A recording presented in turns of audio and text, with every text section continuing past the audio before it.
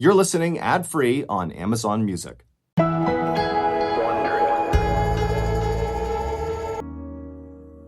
In the summer of 1998, 32-year-old Katherine Gordon sat curled up on the couch with a book inside of her home in Atlanta, Georgia. Across the living room, her husband lifted their newborn baby, Jade, out of the bassinet and carried her toward Katherine to breastfeed. It should have been a sweet moment. Katherine thought about how amazing it was that she actually had a baby. It wasn't that long ago that she was a self-described party girl who thought more about the next bikini contest she could enter than about having a child of her own.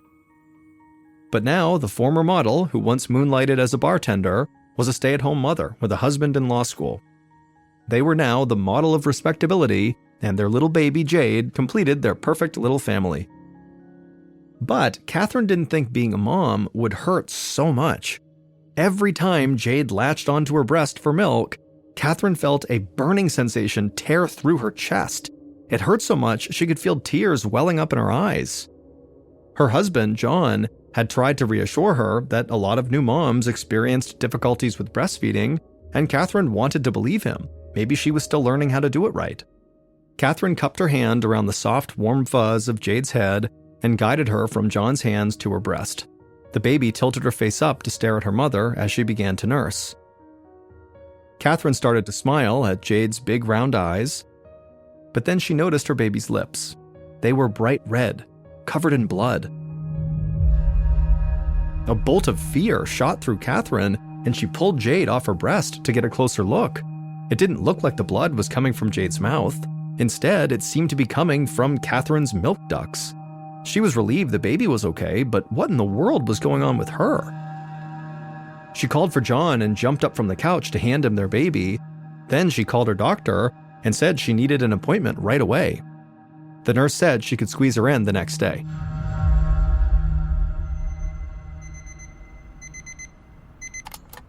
By the next morning, Katherine was exhausted.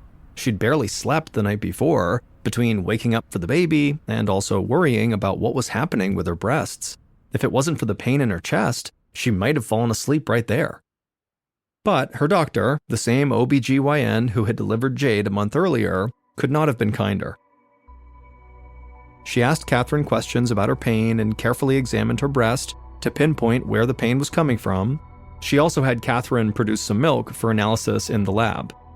Then she smiled and explained that Katherine had mastitis, a bacterial infection that targets breast tissue, causing it to swell. The swelling put pressure on Katherine's milk ducts, which led to the pain Katherine felt when she fed Jade. It also led to the bleeding. Mastitis is a very common illness that affects many new mothers, and it's easy to fix with antibiotics. The doctor promised that once Katherine finished taking the medication for 10 days, she'd be back to normal. Katherine exhaled in relief, but something was still bothering her that she needed to share. She told the doctor that 10 years ago, she had gotten breast implants while she was working as a swimwear model in Virginia Beach, Virginia. At the time, Katherine had been excited to get them. They gave her such a full figure that she won beauty contests all over the region. But now, Katherine wondered if the procedure could have caused any problems with breastfeeding her baby. The doctor promised Katherine the infection had nothing to do with the implants. This seemed like a totally ordinary case of mastitis, and she was sure Katherine would feel better after taking the antibiotics. Katherine thanked the doctor and headed home to tell John, hopeful that she would soon feel better.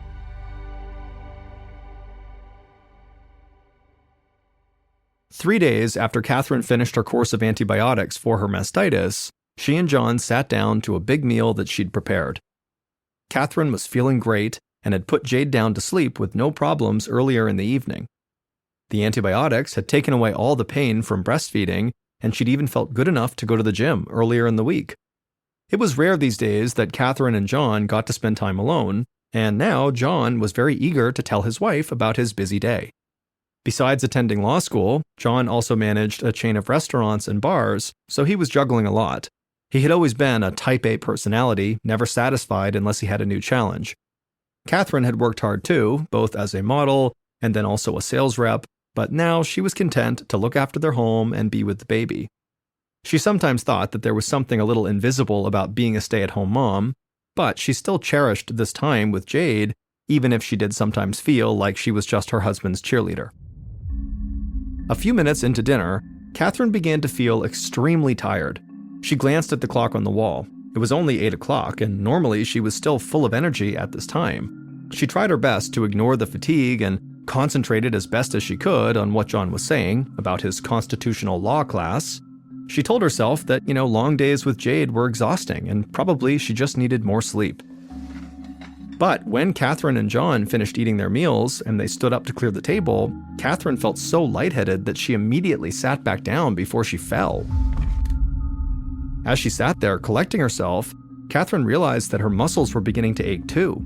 And so she hoped she wasn't now coming down with the flu right when she was finally cured of mastitis. John rushed over to her and asked her what was wrong. Catherine didn't want to alarm him, so she smiled and said she was just tired.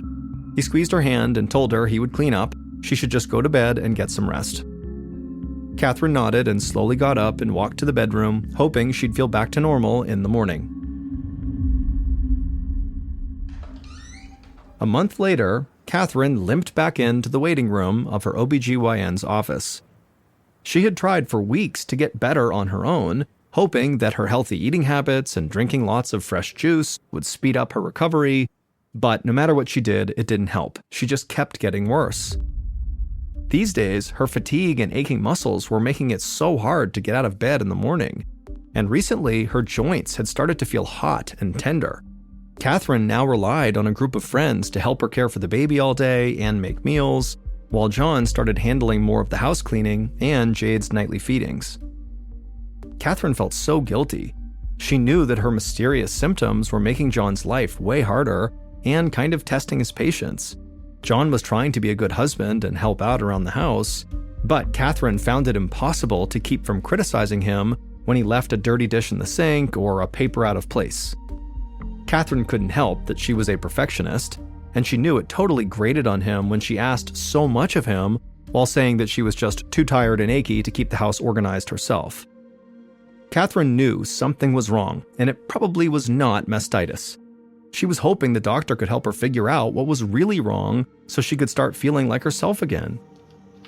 As Catherine sat on the examining table in her hospital gown, the doctor flipped through the pages of her medical chart and told her what she saw. Catherine's vital signs were normal. Her blood work was normal. She didn't have a major disease like cancer or heart disease, and she didn't have a minor one like mastitis either. In fact, as far as the doctor could see, there was nothing physically wrong with Catherine at all. Then she asked Catherine how she was feeling mentally and if everything was all right at home. Catherine admitted that things were a bit tense these days between her and John, and she explained that her fatigue was making it really hard to take care of her baby. The doctor's expression grew serious, and she sat down next to Catherine.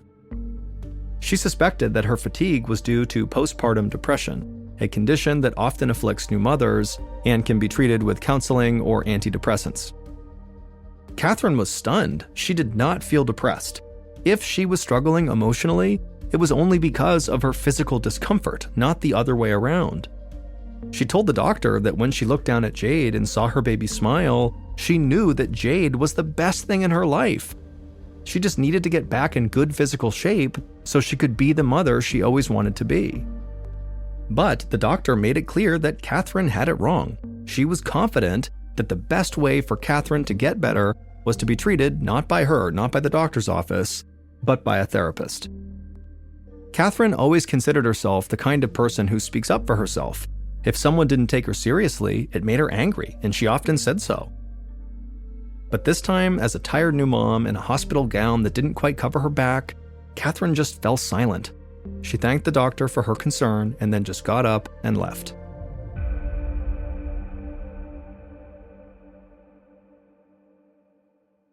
The next day, Catherine was at home playing with Jade on a mat next to the couch. She was dressed in her workout clothes and waiting for a babysitter to arrive. Even though she still felt achy and exhausted basically all of the time, she was determined to get back to the gym. She'd felt good working out while she recovered from mastitis, so she hoped that some gentle exercise would help her get her body back under control. A few minutes later, the doorbell rang. Catherine let in the babysitter and kissed Jade goodbye, then she slowly headed out to her car to drive to the gym. Once she got there, the familiar sounds of clattering gym equipment and people working out boosted Catherine's spirits. She felt a surge of energy just watching everyone else lift weights and pedal stationary bikes. Catherine took some deep breaths and carefully stepped onto a treadmill. She set the machine to a moderate walking pace and started out slowly, savoring the feeling of movement after weeks of basically being inactive. She told herself it was mind over matter, but after a few minutes, she felt a tingling sensation in her legs and a shooting pain running down her left arm. Catherine kept walking and tried to ignore the pain, but it was no use. Her body was screaming at her to stop. So eventually she pushed the stop button on the treadmill and headed to a bench. She sat down and began massaging her muscles, but that didn't help. Catherine shook her head in frustration. She had barely begun to work out, and now she was already in so much pain that she needed to grab her gym bag and head home. But when she stood up to leave, she felt yet another strange sensation, an intense itching, and it was coming from inside of her chest. Because Catherine could not literally itch the inside of her chest, she reflexively just began tapping on the middle of her chest with her hand, but the itching feeling didn't go away. And so Catherine tapped harder, and then finally she made a fist and just started banging on her chest. But she still felt this unbearable tingling sensation rising up under her skin. Other people now were staring at her as she pounded away madly at her chest. Finally, she dropped her fist in embarrassment when she realized everybody was staring at her, and then as quick as she could, she grabbed her things and headed out of the gym back to her car. Catherine felt helpless. Her whole body seemed to just be falling apart. She knew she needed more help. Maybe a different doctor would have a better diagnosis than her OBGYN, who seemed convinced that it was all in Catherine's head. As soon as Catherine got back home, she made an appointment with her primary care doctor. A few days later, Catherine sat on yet another examination table, this one in her primary care doctor's office. She described her original fatigue and muscle aches and bleeding nipples, but she made it clear her condition was really getting worse and worse. Now she was suffering from weakness and tingling in her limbs, and this weird constant itching inside of her chest. And Catherine was happy to see that her doctor was taking detailed notes as she spoke, and he had a focused, interested expression on his face. When she was finally done speaking, her doctor tapped his pen on his clipboard for a moment, and then he gave her a serious look. He told her he thought she had something called fibromyalgia, which is a disorder that causes pain and tenderness throughout the body and often results in fatigue. Scientists don't fully understand what causes it, he admitted, and there are no real tests for it either. Doctors tend to diagnose patients with the condition when they can't find another explanation for widespread chronic body aches. And although Catherine's doctor didn't actually say this to her, it is the case that doctors will sometimes default to this vague diagnosis, fibromyalgia, when they basically think it could actually all be in the patient's head, just like Catherine's OBGYN had suggested. Catherine's primary care doctor told Catherine that there's no cure for fibromyalgia. He said the best he could do was prescribe her a painkiller called OxyContin to help manage the symptoms. And so Catherine was relieved to finally hear that something was physically wrong with her, even though it was frightening to hear that there was no cure. But still, it didn't seem like all of her symptoms could be explained away by this fibromyalgia. And so Catherine asked if there were any more tests he could run, or anything he could do at all to try to figure out any of the underlying reasons behind her pain. But the doctor shook his head and said no, and then stood up to end the appointment. He said the OxyContin would help her feel better, and that was the best he could do. And so as Catherine left his office, she started to feel like, once again, a doctor was casually writing off her symptoms rather than seriously looking into the root cause. She didn't know if she believed the fibromyalgia diagnosis any more than the postpartum depression diagnosis, and she wasn't sure she wanted to start taking OxyContin, which can be very addictive. Because even if it did help mask her symptoms, she knew it wouldn't actually help cure the underlying reason behind them. She wanted a cure, not just a temporary fix. Still, Catherine was enough of a dutiful patient that she did go to the pharmacy and she picked up the 4 pill bottles that were waiting for her, just in case. 2 months later, Catherine laid on the couch, completely exhausted.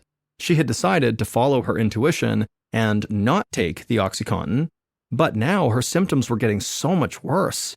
The aches were deeper in her muscles, the joint pain felt hotter and sharper, the numbness, tingling, and itching inside of her chest were nearly constant. On top of that, she was getting more tired than ever. She had just put Jade to bed, and now she didn't even have the energy to make dinner. So John was heating up some leftover pizza for them to eat.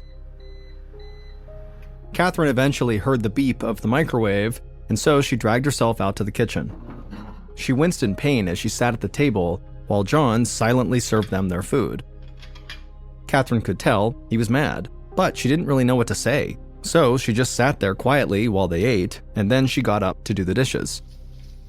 But Catherine was in so much pain that she had to grip the side of the counter for support.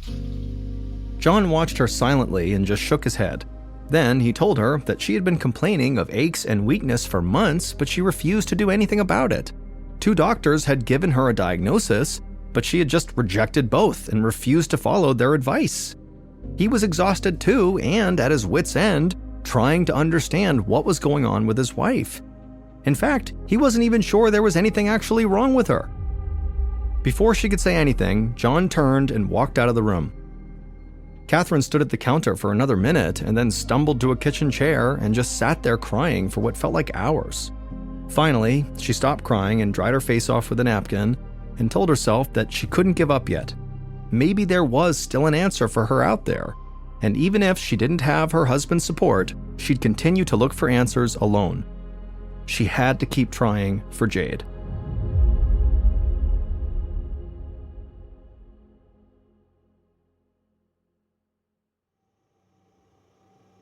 A few months later, in the spring of 1999, Catherine finally got an appointment with a rheumatologist who was an expert both on fibromyalgia and arthritis. Since that fight with John in the kitchen, Catherine had gone out and seen various other doctors, but none of them had been able to help. But now, as she waited in this latest exam room, she felt hopeful that this specialist could solve her case once and for all. After a short wait, the doctor came in. He was an older man, and although he seemed like he knew what he was doing, she didn't like the way he called Catherine honey. She decided she would forgive his sexism if he could offer her something besides addictive painkillers as a solution. And he did. The doctor began scolding Catherine for not listening to what doctors had already told her. The problem is in your head. He had reviewed her charts, and as far as he was concerned, she didn't have a disease. And until she could accept that and get herself together, her personal life would continue to suffer. Partway through the doctor's lecture, Catherine just stopped listening, like when she was getting scolded as a kid. She felt humiliated and desperate and mad. She knew there was something physically wrong with her, but she was now starting to feel her will to fight slipping away. And she knew the doctor was right about one thing. Her marriage was crumbling under the weight of her sickness. Catherine pushed herself up from her chair and silently left the office. She walked slowly to her car, having to stop periodically to lean against the wall to rest.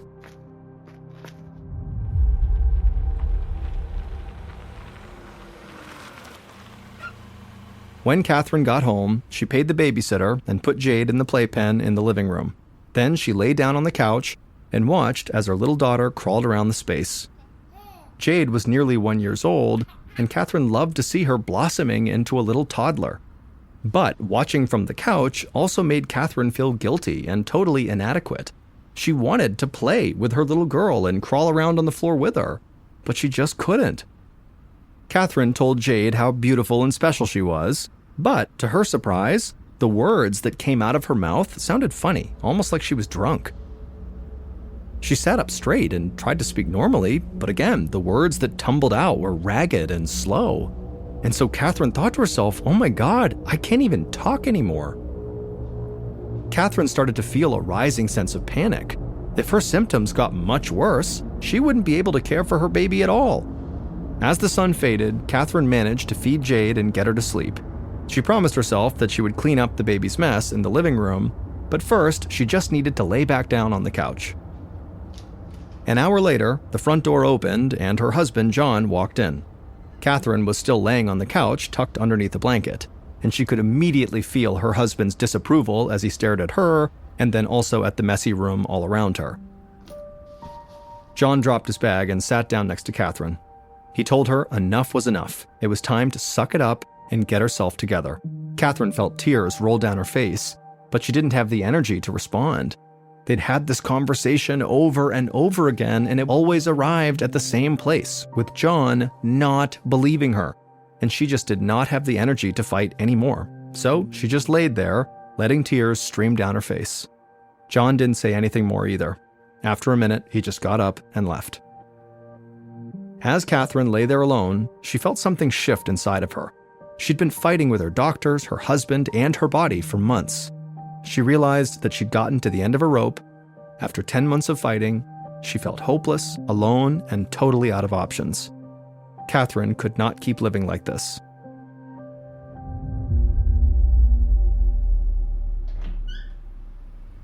That night, Catherine dragged herself into the bathroom and opened the medicine cabinet to get her toothbrush. Her 4 unopened bottles of OxyContin were standing on the glass shelf. She realized the pills would be more than enough to end her life. Catherine closed the cabinet, hobbled over to the bed, and crawled under the covers. As she tossed and turned, she kept thinking about those bottles of OxyContin. She looked over at John, who was sound asleep. She didn't want to leave him and Jade alone, but she just couldn't bear the pain anymore. She was done. Tonight, she would sleep beside her husband for the last time. The next day, she'd make sure Jade was with someone, and while John was at law school, she would overdose on her pills. Catherine closed her eyes, satisfied that she finally had a plan. Then she fell into a deep sleep. But as she slept, Catherine had a strange dream. A jumble of images flickered through her mind, like some broken film reel. She couldn't make sense of what they meant, and then she heard a voice. It was deep and powerful and cut through all the chaos of her dream. The voice told her that there was something poisonous growing inside of her that needed to come out. Catherine bolted upright, her heart pounding in her chest. The dream felt so real that suddenly she felt like she could taste poison in her mouth. Catherine suddenly knew that she had just gotten a message that could save her life. The next day, Catherine sat in the waiting room of yet another doctor's office. This time, she was meeting with a surgeon named Susan Kolb. The voice in Catherine's dream had told her that whatever this poison was in her body, it needed to come out, like be surgically removed. And Catherine was almost positive she knew what it was. Now she just needed to convince a surgeon to actually perform the surgery. Catherine described her symptoms to the surgeon for what felt like the millionth time. When she mentioned the shooting pain in her arm, Dr. Kolb stopped her. She said she'd seen those symptoms before, and they weren't caused by postpartum depression or fibromyalgia. Dr. Kolb was pretty sure she knew what was making Catherine sick. It was exactly what the voice in Catherine's dream had said it was. But there was no way to know for sure without actually doing surgery. She needed to visually confirm her diagnosis, and no amount of imaging from MRI or CT scans would be enough. She would have to cut Catherine open in the hope that she was right, exposing her to all the risks of surgery from bleeding to infection to organ damage. Catherine felt a surge of fear and also hope. The prospect of undergoing serious surgery was terrifying, but far less so than the prospect of continuing to get weaker and sicker. So she took a deep breath and told Dr. Kolb to please schedule her for the soonest available time slot.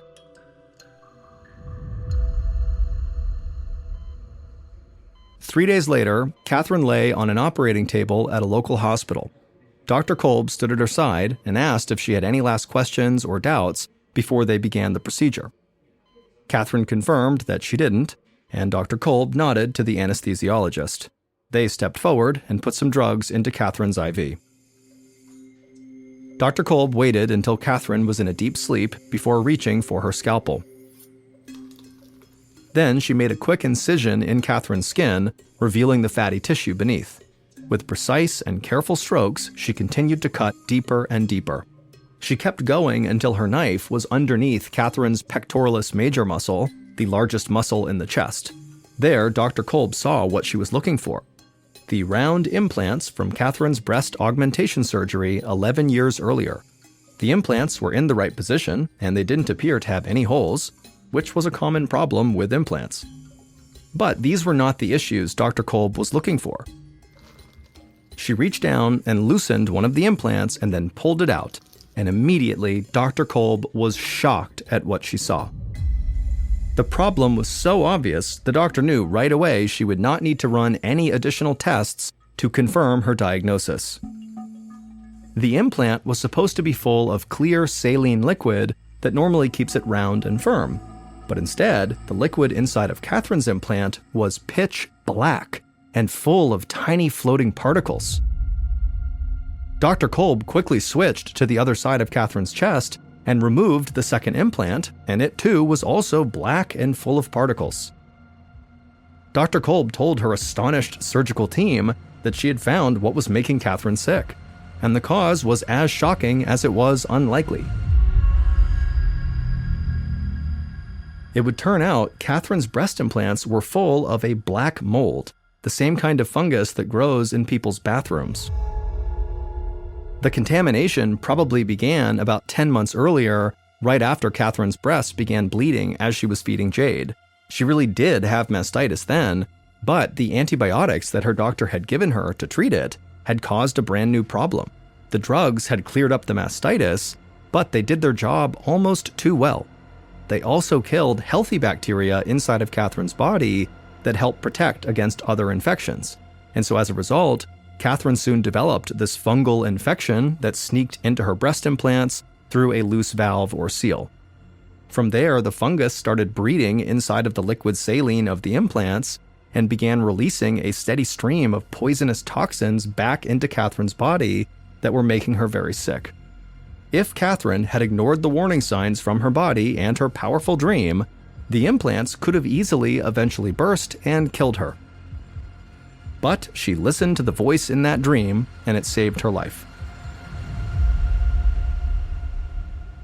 Dr. Kolb put Catherine on a 2-month course of a common antifungal medication called fluconazole. After it was completed, Catherine felt much better. It was a long road to recovery, but eventually, Catherine would feel totally normal. She and John were able to work through the relationship issues that manifested during her illness, and they would actually go on to write a book together about relationships. 2 months after her implants were removed, Catherine became pregnant with her son, Cole. She continues to live a healthy life with no long-term effects from her fungal infection. The FDA now requires that breast implant manufacturers include prominent boxed warnings and updated recommendations designed to detect leaks in the implants.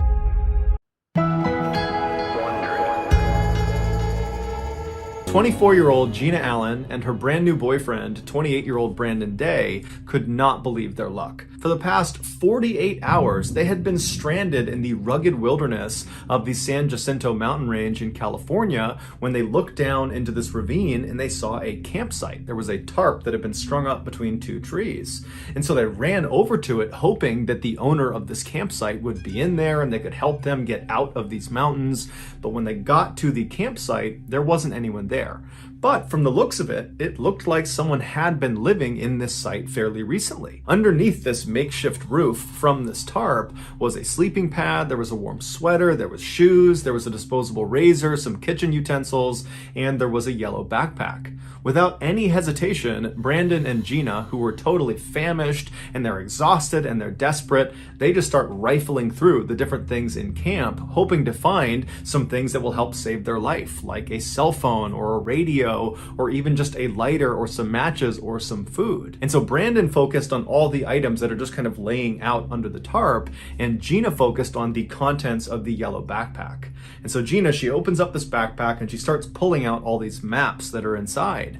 And she notices on the margins of these maps, in the white space, there is handwriting, and it's done in pen, and it looks like it's been written fairly recently. Now, at first, she didn't read any of the notes that were on these margins. She was just kind of pulling them out and stacking them on the ground next to her and continuing to rummage through this bag. But at some point, out of the corner of her eye, she noticed on the top map that was sitting on the ground next to her, there was a particular particular note at the top of the page that as soon as she saw it, she stopped what she was doing, she turned and looked at it. She couldn't believe what she was seeing, and in fact, she didn't want to get her hopes up, but she slowly reached over, she picked the map up, and she put it right in front of her face, and as soon as she was reading it, she just started laughing. She was so happy, she was so relieved, she yelled to Brandon to come over and look at this. And so Brandon stopped what he was doing, he turned around, and he bent down, and he looked exactly where she was looking, and when he read what she had read, he started laughing too. They were saved. There, at the top of this map, there was a note that was dated the same date as the day they were there, May 8th. And so they knew whoever had written this had written it at least in the last couple of hours because it was May 8th.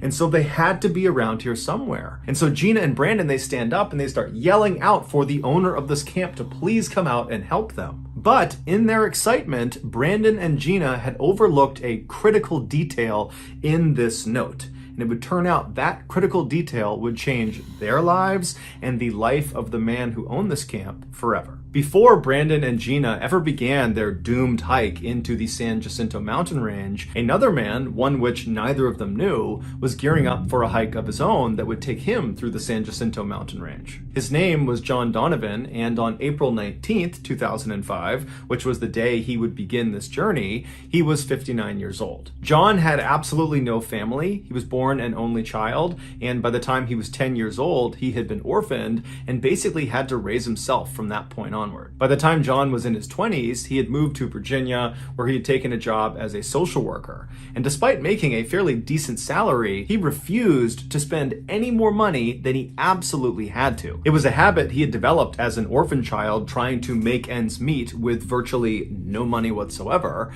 and as an adult, that habit just never left him. So as a result, for his entire life, all the way up until he left for that hike in 2005, he never had anything nice. He basically wore the exact same outfit virtually every single day. He never owned a car, he never owned a phone, he never owned a computer, and when it came to where he chose to live, he would always live in the most absurdly cheap dwellings possible, which included at one point living in a partially burned down, abandoned savings bank with no heat. John was a proud Irish Catholic, he drank lots of whiskey, he swore like a sailor, and he had no problem speaking his mind no matter who he was talking to. While he was a lovely person once you got to meet him, his unorthodox lifestyle and his at times gruff exterior made it pretty difficult for him to make friends for most of his life.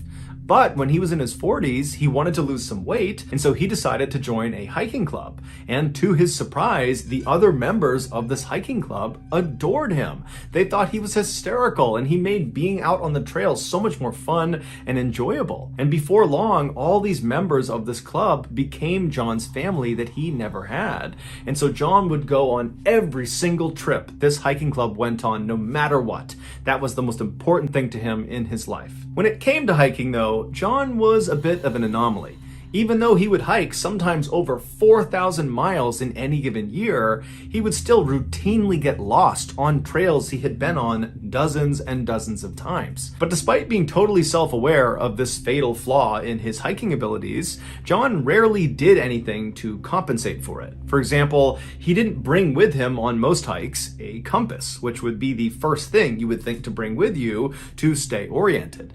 Also, because he refused to buy a phone, he didn't have that to aid him either if he ever got lost. In fact, John rarely brought much of anything on any hike he went on, because John is what you would call a ultralight backpacker, which basically meant you would only pack the absolute bare essentials, and in John's case, sometimes less than the absolute bare essentials. And despite his friends trying repeatedly to get him to pack more equipment so he was more prepared, he would always say, no, he knows what he's doing and everything is good. And the truth is, John always did manage to get from point A to point B on all of his hikes, some of which included extremely difficult hikes, like the time he hiked the 500-mile-long Colorado Trail, or the time he hiked the 2,175-mile-long Appalachian Trail. Now, John would tell you that was all skill, but his friends would say, John was extremely lucky. He would get lost, and then at the last second he would find the trail again, or he would lose some piece of critical equipment, and then just someone on the trail would happen to walk by that had an extra set of whatever it was that John needed. And then one time when John was in Poland on a hike, he slipped on this icy embankment where earlier that day, 2 other hikers had slipped and fallen to their deaths. And John has now slipped on this same embankment. He's careening down the sides. He's flailing. He can't stop himself. And then the drawstring on his pants gets caught up in a tree, and that arrests his fall and it saves his life.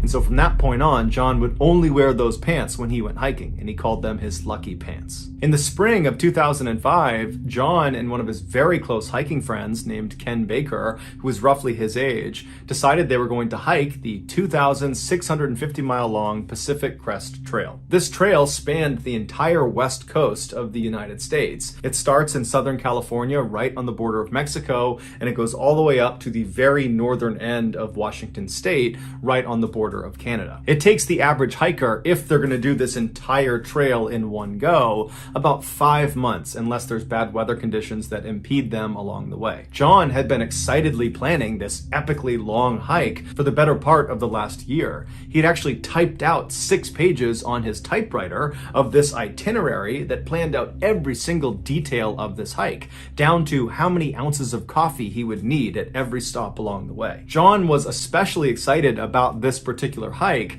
because it was going to be the very first hike he would be doing after his retirement from being a social worker. And apparently John had huge plans for his retirement. He wanted to travel all over the United States. He wanted to go to Australia, to China, to Russia. He basically wanted to hike at least 6 months a year, every single year, until he was too old or too weak to continue to do so. But just a couple of days before John and Ken were supposed to fly out to California to begin the Pacific Crest Trail, Ken told John that he thought they should actually postpone the start of this trip by about 3 weeks. He said Southern California had experienced their snowiest winter in decades, and so it would make sense to wait a little bit of extra time to make sure all the snow had melted and that they didn't get caught in any sort of late snowstorm. Now, John was totally not having this. He had spent so much time thinking about this trip. He was so excited about it that he just couldn't wait any longer. And so he told Ken, "I'm sorry, I'm going on the current timeline, whether I go alone or not." And so on April 19th, 2005, John made his way to his office where he was a social worker. His coworkers threw him a very small retirement party, and he literally left the office, went straight to the airport, and he flew to Southern California all alone. When he got there, he took a chance and reached out to one of his other hiking friends, a 48-year-old tool salesman named Lynn Paget, and asked him, hey, I know you live in the area. Would you be interested in coming on at least part of the Pacific Crest Trail with me? I'm going to start here in the next couple of days. And John was extremely excited when Lynn said, you know what? Sure, I'd love to come along with you. And the two of them made their way over to Campo, California, which is right on the border of Mexico, and they began their hike along the Pacific Crest Trail. But after going only about 100 miles, Lynn's feet started swelling so badly that he could not go any farther. And so from that point onward, John would be alone. The San Jacinto mountain range is the first major mountain range that the northbound Pacific Crest Trail hikers will encounter, and statistically, it's actually the most dangerous portion of the Pacific Crest Trail, as 15% of all the fatalities that occur along this huge trail occur in the San Jacinto mountain range. It's a very steep mountain with a rapid rise in elevation from the desert floor all the way up to over 10,000 feet, which means in the summer, even when it's extremely hot down around the base of this mountain, it will probably be windy and snowing at the top. John reached the base of the San Jacinto mountain range on May 2nd, and as he began his slow climb up, all of the hikers he was encountering were all talking about the same thing. There was apparently some big snowstorm that was due to hit the San Jacinto mountain range in the next couple of days, and so all of these hikers were actually evacuating the mountain to go to this little town to wait out the storm. Everyone's fear was they would get caught on Fuller Ridge when the storm hit. Fuller Ridge is towards the top of the San Jacinto mountain range, and it's probably the most dangerous part of the entire mountain range. It's basically this totally exposed, very steep section where if you lose your footing, there's nothing to stop you from tumbling down to your death. But when John heard this, he wasn't fazed at all. He was not about to evacuate because of some storm. He was just going to continue up this mountain, go over Fuller's Ridge, and carry on along the Pacific Crest Trail.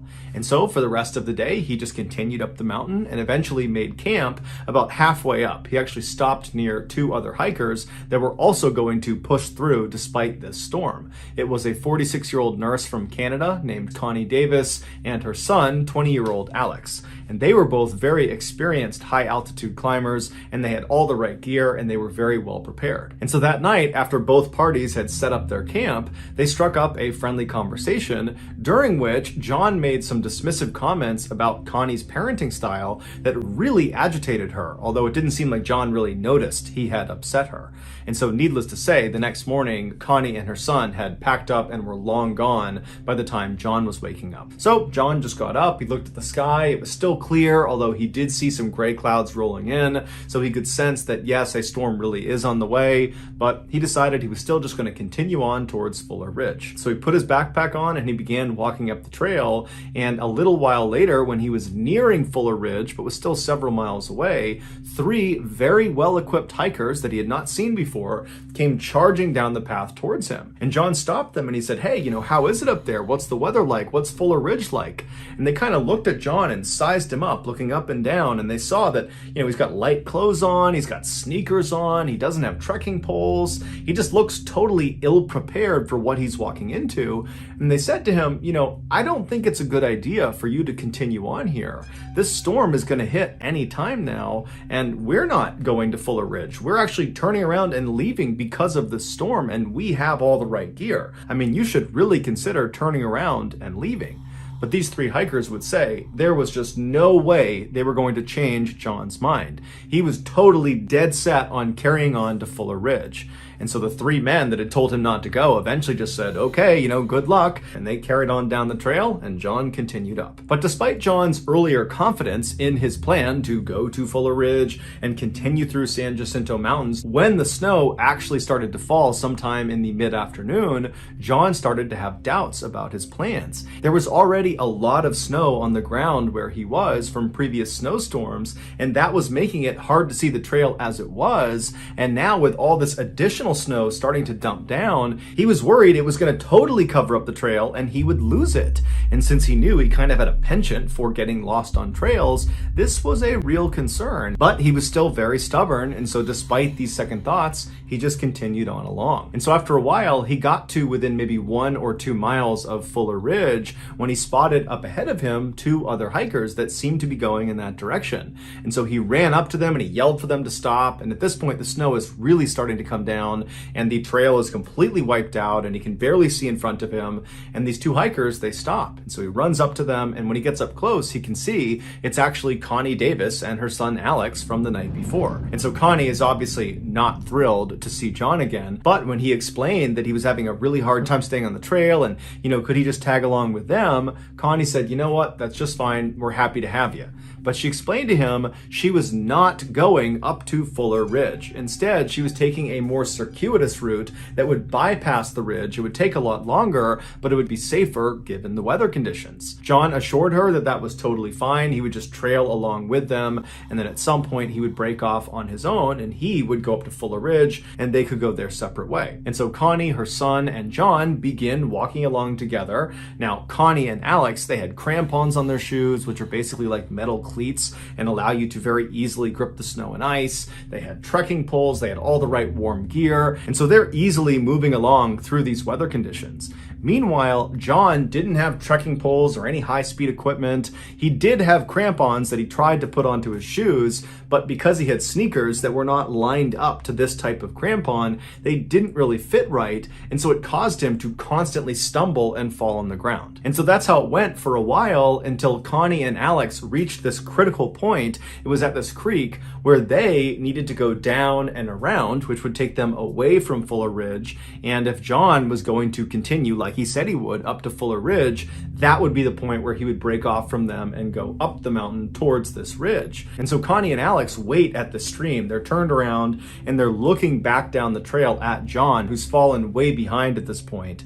And as they're looking at him, they're thinking, this is going to take a long time for him to finally catch up to us. And so Connie, who really wasn't all that keen in hanging around John that much longer anyways, she figured, you know what, John has made his intentions completely clear. He said he is going up to Fuller Ridge. He is an adult. He is healthy. He can do whatever he wants.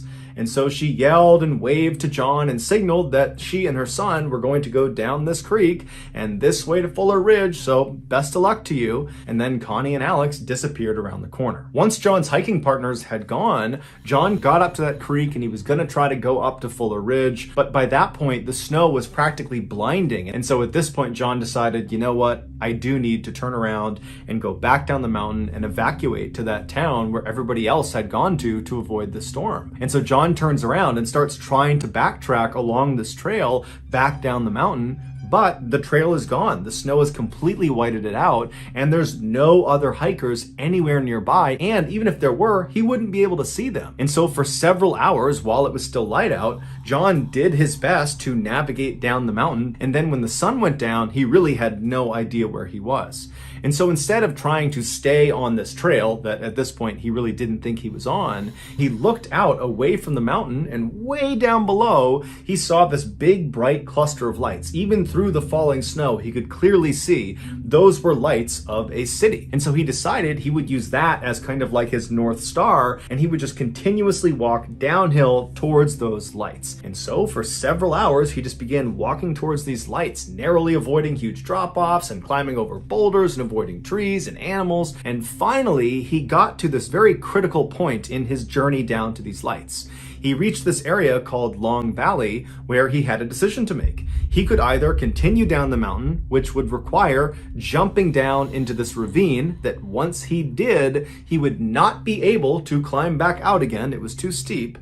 Or he could turn around and hike way back up the mountain and go some other direction. But at this point, he had really no idea what direction was the best direction. All he knew is he needed to go down the mountain because his situation was getting worse and worse by the second. If he didn't find shelter soon, he might get hypothermia and just die out here. And so he decided he would jump down into this ravine. And so he laid on his stomach, he lowered himself down over the edge, and he dropped down into the valley below. Once he stood up, he just continued walking down the mountain, and at some point he spotted a stream that he began to follow along. And as he followed this ravine, which was taking him straight down the mountain, he noticed the ravine walls, these huge walls on either side of him, seemed to get closer and closer to him, like this ravine was kind of coming to a point. And then after a while, he noticed up ahead, the stream just kind of disappeared. And so he walked a little bit farther, and then he came to an abrupt stop. The water had disappeared because it had flown off a 100-foot cliff that he was now standing in front of. He had come to the edge of this huge waterfall, and there was absolutely no way to lower himself down over it. It was an absolute fall to the death if he attempted to go down this waterfall. And so he looked to his left and he looked to his right, and these huge canyon walls that had followed him all the way to this edge from when he dropped down, they were sheer cliffs. There was no way to climb those. And his initial drop into this ravine was unclimbable. He knew that going in. And so he was boxed in, he was trapped, and he likely knew that it would be at least a week or more before anybody figured out that he was even missing. And so totally disheartened, John left the edge of this cliff, this waterfall, and walked back up to a relatively flat area farther up the ravine, and he began to set up camp. He pulled out his green tarp, he put some line between two trees, he made a makeshift roof, he laid out his bed mat underneath, and then he climbed underneath the tarp and he settled in for a long night. The next morning, when the sun came up, John attempted to make a fire, but none of the wood he was finding was dry enough, so all of his fires just kind of smoldered but didn't really catch. He had a mirror, a signal mirror, and he was prepared to flag down any aircraft that flew overhead, but no aircraft did, so he didn't flag anyone down. And so by the end of that night, he was back under his tarp, having made no progress, settling in for another freezing cold, sleepless night. The next morning, when the sun finally came up again, John was totally disheartened, and he decided to start jotting notes down on the margins of his map, which was the only place he had space to write. He figured he would keep a sort of diary. That way, if he didn't get out of here, someone would figure out what happened to him. And so his first entry was that day, May 5th, and he wrote that his friend Ken was right. He should have postponed this trip by 3 weeks and avoided the bad weather. Ken was the smart one. And also in this May 5th entry, he took an inventory of his food supply. He said he only had 12 cheese crackers left. And then on May 8th, John wrote a note that said, took a fall, too weak to climb out of canyon, down is a gorge, no way out. This was the message that Gina and Brandon discovered when they stumbled on this campsite. But the significance of this note was not literally what he wrote, but rather when he wrote it. On May 6th, Brandon Day and his girlfriend, Gina Allen, were in Palm Springs for a business convention. Brandon was a financial advisor, and so he was out here for business, and Gina was his guest, so she was really just vacationing. And so towards the end of the convention, when Brandon had some free time,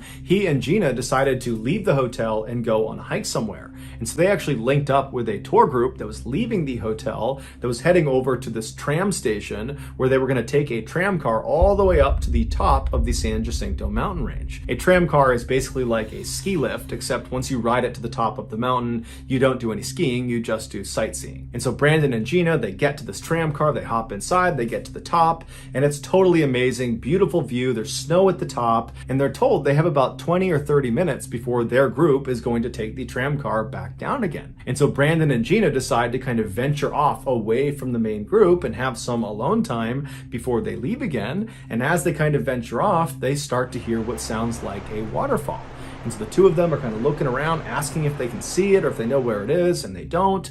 And so they say, hey, do you want to just leave the trail and walk towards this waterfall? It can't be far. It sounds like it's only maybe a couple of minutes away. We'll take some pictures, we'll come back, and then we'll catch the tram back down again. And so they decide this is a great idea. They leave the path and they start walking towards the sound of this waterfall. But after walking for a pretty significant distance, they realize the sound of this waterfall is not getting any closer. It seems to actually just be getting farther and farther away. And what they didn't know was happening was the sound of the waterfall was actually echoing off the walls of this mountain. It was basically playing a trick on them. The acoustics made it seem like it was really close, but really it wasn't. It was pretty far away. And so by the time they finally did locate this waterfall, they knew they had ventured fairly far off the main trail, and they really needed to hustle to get back up to the tram station to meet their group and catch that last car out. And so they took a couple of pictures of this waterfall and then quickly turned around and began booking it back towards the station. But on their return trip, which they believed they were going in the right direction, they started hearing the sound of voices coming from the tram station, but they were coming from a different direction. And so Gina and Brandon stopped and they're thinking, I think we got to go this way, but clearly that's the sound of the other people in our group coming from that direction. And so they decide to follow the sound of the voices. But just like the sound of the waterfall, the sound of the voices were not coming from that direction. That was just an echo bouncing off the walls. It was basically a trick the mountain was playing on Brandon and Gina. So they start walking in the wrong direction, and after walking for quite a while and not getting anywhere nearer the tram station, the voices just finally stop. And they look at their watches and they realize they missed the cutoff. They missed the last tram. All those tourists they were with, they've left. They are now alone somewhere out in the middle of the mountains. But they did not panic. They figured, you know what, we'll just make our way to the tram station and we'll either catch the next tram or, maybe there's a payphone or something up there we can use and, we'll figure it out. Now, it's important to mention that Brandon and Gina did not expect to spend very much time out in the elements. They expected to get on a tram, stay at the top of this tram station with a bunch of other tourists where there was a restaurant and a bar, and then they were going to ride that tram car back down and be back at their hotel before dinner time. As such, they didn't bring any supplies. They didn't even have their cell phones. They had left those in the hotel room because they wanted to make sure they were focused on each other. And so all they had were the clothes on their back, which were very light. They had tank tops and some sweatpants on. They each had a very light jacket as well. And they had a wallet and some chapstick. They had no water. They had no food. And so Brandon and Gina, they begin walking around in search of this tram station. And for several hours, despite their best efforts, they don't find it. And then before long, the sun is going down and the temperature is dropping rapidly. And so eventually, after it becomes too dark to continue to move around, the couple winds up going into a cave where they huddle up all night, barely avoiding becoming hypothermic. The next day, when the sun comes up, they haven't slept at all, they climb out of their cave, and they continue walking around the mountain in hopes they find this tram station. But eventually, they get to one of the higher points of the area they were in, and they have a pretty good vantage point around them. And when they start looking out, they don't see the tram station, they don't see anything but wilderness in all directions. And so they decided their best bet was just to walk straight down the mountain and try to just walk off the mountain. And they figured as they began walking down the mountain that the tour guide had probably recognized they were short 2 people the day before. And so certainly a search had been launched and there were people looking for them, and probably they would be found long before they ever had to actually walk off this mountain. But little did they know, their tour guide that had brought them onto the tram and then brought that group down, they had recognized they were short 2 people, but they assumed those 2 people must have just taken an earlier tram, and so nothing was reported. Nobody was looking for them. And so all day, Brandon and Gina made their way down this very steep mountain, falling half the time, smashing into rocks and trees, and getting cut up on manzanita bushes. It was just this awful experience. And by the time the sun was going down, they had no sense of how close they were to the bottom. They didn't have a good viewpoint. They were just kind of trapped inside of the wilderness. And so once again, they huddled up for the entire night. This time they didn't have a cave to protect them from the wind. And so it was just another absolutely miserable night. And so finally the sun comes up on the 3rd day, and Brandon and Gina, they're up and they are moving straight down this hill. They want to get out of there as soon as they can. And after smashing into more boulders and more trees and getting more banged up, they finally arrive at the same drop-off down into a ravine in Long Valley that John had gotten to. And so they're standing over this ravine, debating whether they should make the leap and jump down into this ravine, even though it means they can't climb out again. And so they're looking around, they're figuring, you know what, we don't really have a better choice. We don't really have the energy to climb all the way up and try to go a different way. And we don't even know if those ways are more advantageous.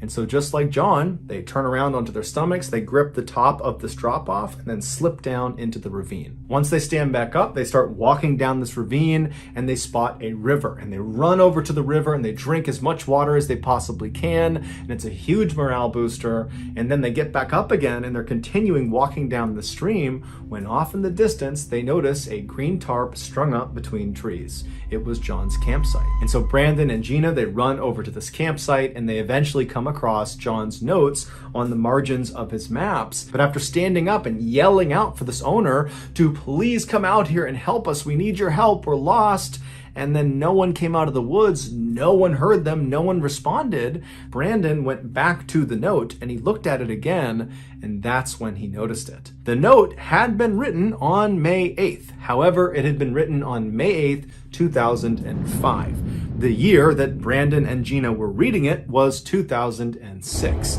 So this note was 1 year old. John had just happened to get lost and write a note on the exact same calendar day that Gina and Brandon arrived at his campsite and discovered the note. In their initial excitement and joy that they might get saved, they did not pick up on that year discrepancy. The couple began looking more closely at all of the gear underneath the tarp, and they noticed all of the metal objects like the forks and spoons and the pots and the pans, they were all starting to rust, and some of the other objects like the shoes looked like they had been sitting in the same spot for a really long time. They both started to get a really bad feeling about this campsite, like something terrible had happened there. Gina emptied the yellow backpack's contents onto the ground, and that's when they found a wallet. They opened it up and they pulled out an ID card, and it was John Donovan's ID card. So now they knew who had written the note and who owned this camp. Afterwards, Gina and Brandon laid out all of the maps to see if there were other messages that they had not read yet.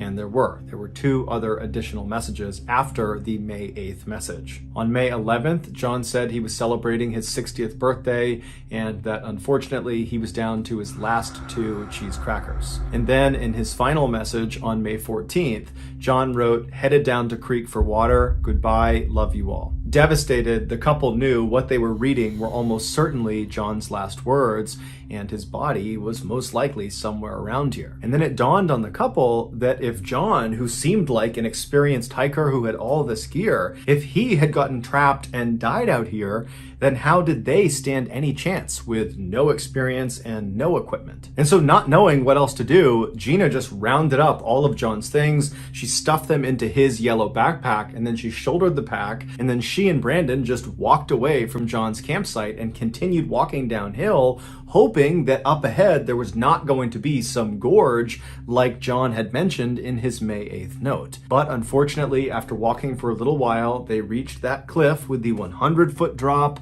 with the waterfall going off the side of it, and they realized that they were trapped, same as John. There was nothing they could do. And so, totally speechless and shocked, they just both sat down. They didn't look at each other, and they just sat there wondering what was going to happen next. And they both were thinking, this could be the place where I die. At some point, Gina kind of snapped out of her trance, and she took John's backpack and she began rifling through it, pulling everything out all over again. And Brandon asked her, what are you doing? And she said, well, maybe there's something in here that we missed. Maybe there's a secret pocket or something in here that could help us. And so she rifles through this bag, and sure enough, she finds inside of a small pocket in the bottom of the bag was another bag, a little plastic bag, and inside of it were matches, and they were still dry. And so immediately the couple pull them out and they start to round up logs to try to make a fire. And as soon as they light it, it doesn't catch because all the logs in the area that were on the ground were wet from previous snowstorms and rainstorms. And so all night they tried lighting these fires, but they all just kind of smoldered out. And so eventually, after the sun went down, Gina and Brandon, who were totally disheartened, they went back up to John's campsite and they went under his tarp and they huddled together for another freezing cold night. The next morning, Brandon woke up because he actually did fall asleep, and Gina was still sleeping. And so Brandon decided to just leave the tarp and go out and get a breath of fresh air. He knew they were in a terrible position, but he just wanted to clear his head. So he stood up and he could barely stand. He was so achy and tired, and he was so hungry, and he decided he would just walk down to the edge of this cliff and look out into the valley to see if maybe there was a way down. And so he walked along the river, stopping periodically to get a sip of water until he got to the very edge. And when he got there, he looked down and he saw something that he had not seen the day before. There, in a pool of water all the way down, 100 feet down, was a body lying face down in a pool of water. And that body belonged to John Donovan. Brandon was too far away to actually confirm if that really was John, but he instantly knew. But instead of being scared or saddened or depressed by the sight, it kind of invigorated Brandon and reminded him that if he doesn't act, he and Gina were going to die too. And so Brandon decided he wasn't going to set some small campfire to try to signal someone. He was going to try to light the entire forest on fire. And so he walked back up to the campsite and he got the matches out from the backpack, and then he walked into the forest a ways that was right near the river and near their campsite, and he found this tree that was obviously dead, and he walked around gathering as much dry wood as he could, and he propped it up against this dead tree, and then he put as much kindling as he possibly could into this hole in the trunk of this dead tree. And after doing all this prep work, he got his matches out and he lit some of the kindling, and to his surprise, the tree caught on fire almost immediately. In fact, it burned so quickly and so big that Brandon had to run away so that he didn't catch on fire. And before long, all these trees are catching on fire, and he had to run all the way back to the campsite and wake Gina up. And so he grabs Gina, they get up, and they run all the way over to the edge of the waterfall, and they turn, and they're just watching half an acre just completely erupt in flames. And all this black smoke is billowing up into the sky. And then about an hour later, after the fire had eventually just kind of died out on its own, Gina and Brandon heard the distant rumblings of a helicopter. They had seen the smoke, and they were coming to rescue them. Gina and Brandon would be airlifted out of the ravine and would make full recoveries. John Donovan's body would be recovered 3 weeks later. His cause of death could not be determined. Some say that final note he left on May 14th, where he said he was going down to the creek to get water and then said, "Goodbye, I love you all," that was sort of a suicide note, that he actually threw himself off that cliff to end his suffering. Others say he just walked down to the edge of this waterfall and was trying to get a drink of water from the creek when he slipped and then fell over the edge to his death. But we'll never know for sure. What we do know for sure is that in 2005, when John Donovan was still alive and missing, had he been rescued, he would have left the valley with all of his supplies, including those matches, which would have meant in 2006, when Brandon and Gina found themselves in that ravine, there wouldn't have been a way to start that fire, and so they would have died. In fact, the helicopter pilot that did come up and rescue Brandon and Gina, he would say there was nobody planning to search that area. This was not an area they believed Brandon and Gina would be. And so it really was only because of that fire that those two lived. As such, the couple said they owe their lives entirely to John Donovan and his unbelievable sacrifice. On July 11th, 2006, a funeral was held for John in Virginia. 80 people showed up for it. Most of them were his hiking friends from his club. After the service was over, they all kind of poured out onto the cemetery lawn around John's gravesite.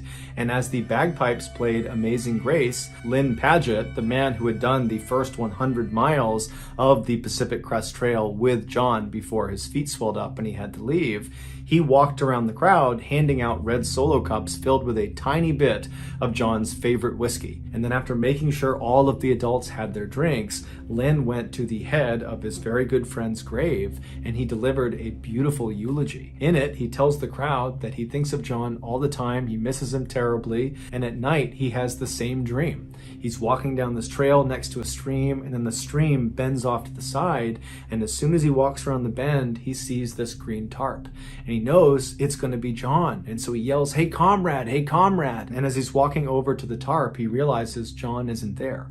All it is a tarp, a pack, and some shoes on a rock. As for Brandon and Gina, they did stay a couple after the ordeal, but they would ultimately break up 2 years